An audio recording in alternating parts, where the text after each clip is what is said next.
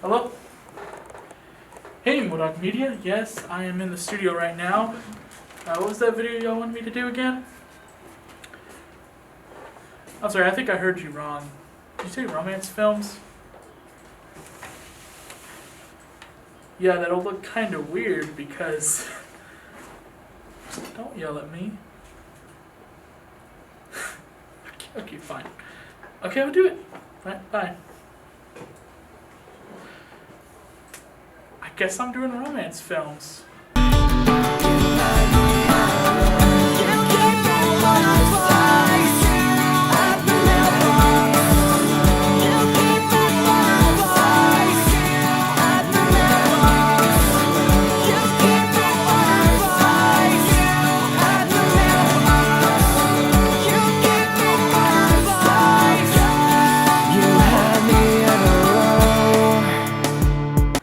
So, today, I'm going to be talking about 5 romance films that I actually like, which is crazy because I'm a guy. But nonetheless, romance films have their charm, and these films that I'm going to talk about have just that, a charm. So without further ado, grab your popcorn, grab your lover, if you have one, and let's get to some rom-coms. Some of these are not rom-coms, but anyways, we'll get through it. So point number 5 is a little unknown film, more independent, called The Giant Mechanical Man, released in 2012. He just poked the monkey. What? That guy. How would he like it if someone did that to him? I'm gonna find out. Come on. Hey! Hey! What? Don't poke the monkey, man. Hey, chill out. I'm not hurting. I saw what you did. You poked him. I did not poke the monkey. Nice head. Yes, you did. How would you like it if someone poked you? Do you want to poke me? No, but I'm gonna poke you, you asshole. Yeah, I bet you'd like that.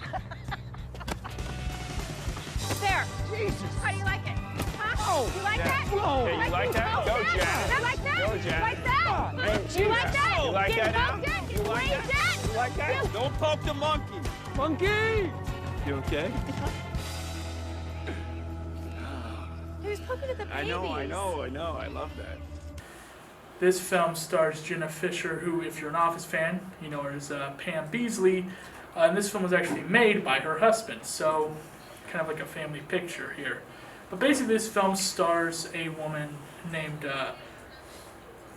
I forget her name, but anyways, she's played by Jenna Fisher, and she's a temp who's looking for a job because she needs a job, and life just isn't really going her way until she takes a job at this zoo where she ends up befriending a guy who's also a street performer who dresses all in gray and silver to do robotic moves, and they end up having a very nice friendship that ends up blossoming from there on.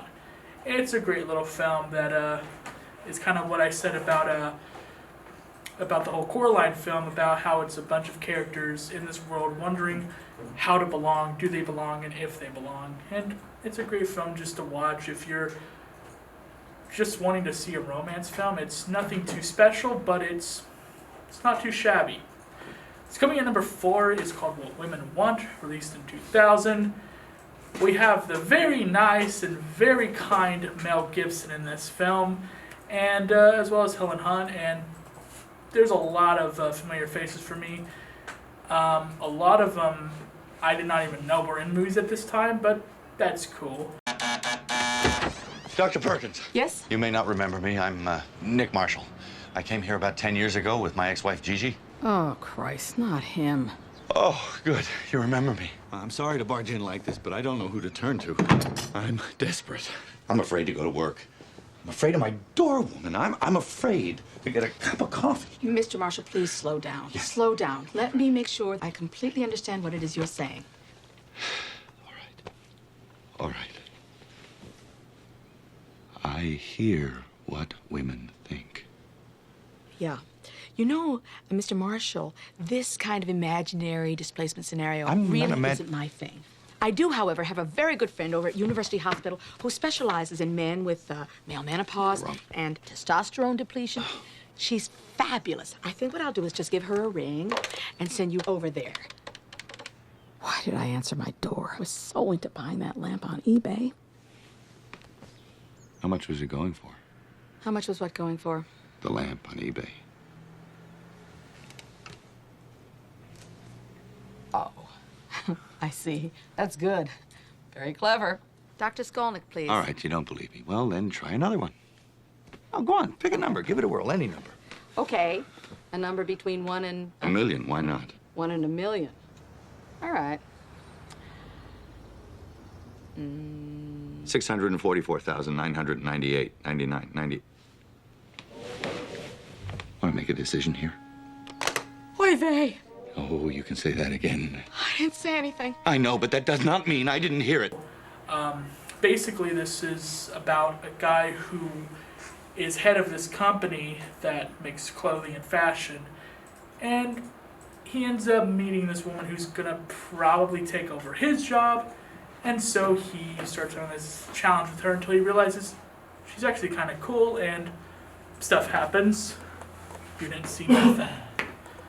But basically, that's the whole point of the story. It's a great little romance film that I was actually surprised to see actually had heart, because first time I watched this, I just thought it was weird.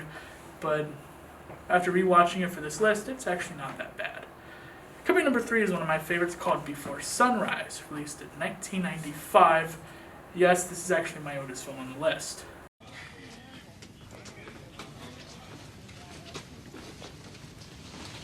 All right, I have an admittedly insane idea, but if I don't ask you this, it's just, it's gonna haunt me the rest of my life. What? I want to keep talking to you. I have no idea what your situation is, but I feel like we have some kind of connection, right? Yeah, me too. Yeah, right. Well, great. So listen, here's the deal. This is what we should do. You should get off the train with me here in Vienna and come check out the town. What? Come on, it'll be fun. Come on. What would we do? I don't know. All I know is I have to catch an Austrian Airlines flight tomorrow morning at 9:30, and I don't really have enough money for a hotel, so I was just gonna walk around, and it'd be a lot more fun if you came with me. And if I turn out to be some kind of psycho, you just get on the next train. All right. Think of it like this. Jump ahead 10, 20 years, okay? And you're married. And only your marriage doesn't have that same energy that it used to have. You start to blame your husband. You start to think about all those guys you've met in your life and what might have happened if you picked up with one of them, right? Well, I'm one of those guys. That's me. So think of this as time travel from then to now. To find out what you're missing out on. See, what this really could be is a gigantic favor to both you and your future husband to find out that you're not missing out on anything. I'm just as big as loser as he is, totally unmotivated, totally boring, and you made the right choice and you're really happy.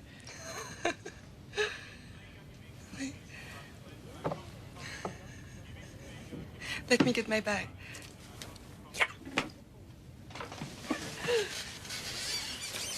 So, this film stars Ethan Hawke, if you're a fan of Sinister, boom, or if you just like movies in general, he's mostly in movies, obviously. Anyways, Ethan Hawke and a French-American actress, Julie Delpy's in this film, and basically it's an American and a French who meet each other on a train and decide, hey, let's spend a day in Venus together, or Vienna, actually. And they do just that. The entire film is about them having a day out in Vienna, and realizing that, hey, they kind of like each other. It's a whole straightforward concept of them meeting each other for just a day, and then they're going to be going their separate ways.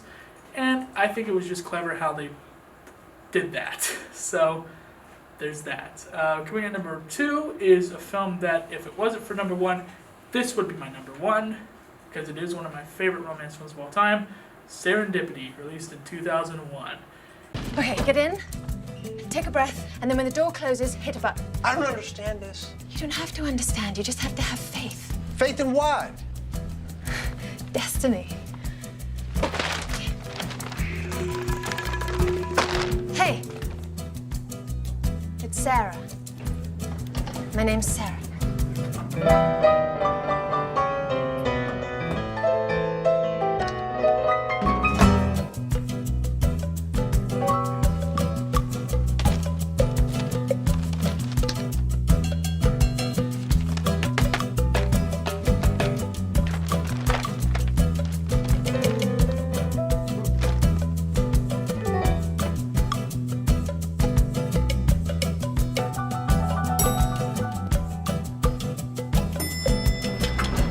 here it is. See, you were right. Go, buddy. We're going up here. Oh, that's okay. Josh likes to ride either way. Don't you, Josh? Don't do that! Don't press those! Hey, calm down. He's just a kid.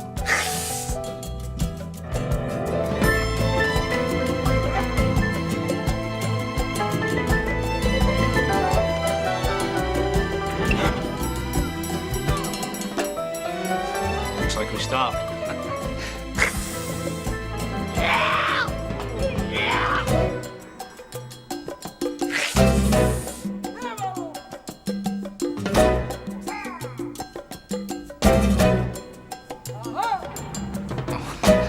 We're going again. Thank you.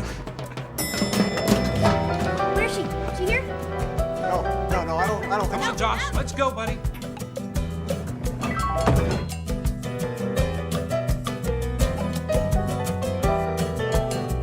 Okay, stay alert. Is she here? No, not here. She's not here. Come on. Move it. Come on, boys. If you saw my PG-13 list, you remember me mentioning when I talked about 1408 that I preferred John Cusack's acting in Serendipity. Here we have it.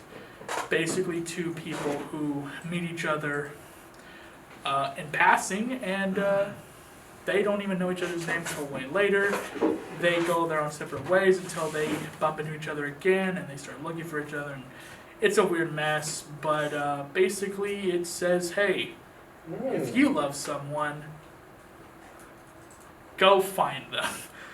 It's a good film, and I actually was very surprised to see how laugh out loud it was, because after watching a snippet of this film, I thought it was going to be one of those very depressing romance films, like The Notebook. But I was actually surprised to see that this one was very comical, and Eugene Levy is probably the best actor in this film. Even though I'm a John Cusack fan, Eugene Levy steals the show, and it's just great. But coming in number one is a film that, if you're a romance fan, you probably have no idea what I'm talking about. But number one is Eternal Sunshine of the Spotless Mind, released in 2004. Yes, Jim Carrey.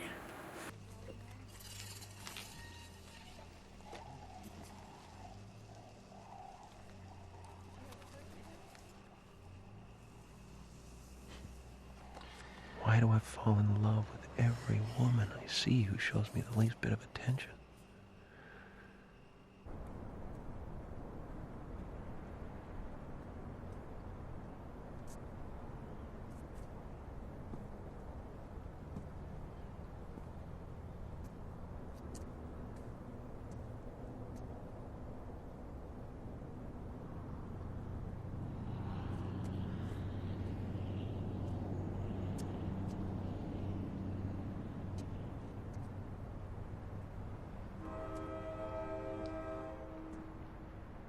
But this film is one of my favorites, despite it being very complex and confusing. Basically, it follows the story of a man who gets with a girl, and turns out she erases him from her mind, and he gets depressed about it and decides to do the same thing to her, but realizes while he's in that procedure that he still likes her and tries to save the rest of his memory, which, if you've never seen this film, you probably think I'm talking about dementia, but trust me, I'm not. But it's a great film that, I know I'm saying great a lot, but yeah, that's what these films are. Great. That's going to wrap it up for this list, for this video. Thank God. And I hope you have an amazing day, and happy Valentine's Day. Yee. I haven't thought of you for every star in the sky, but I'm scared I'll never cross your mind. Yeah, I'm scared. Will our stars ever align? Will two hearts beat in time? These words you should always remember. To you, my heart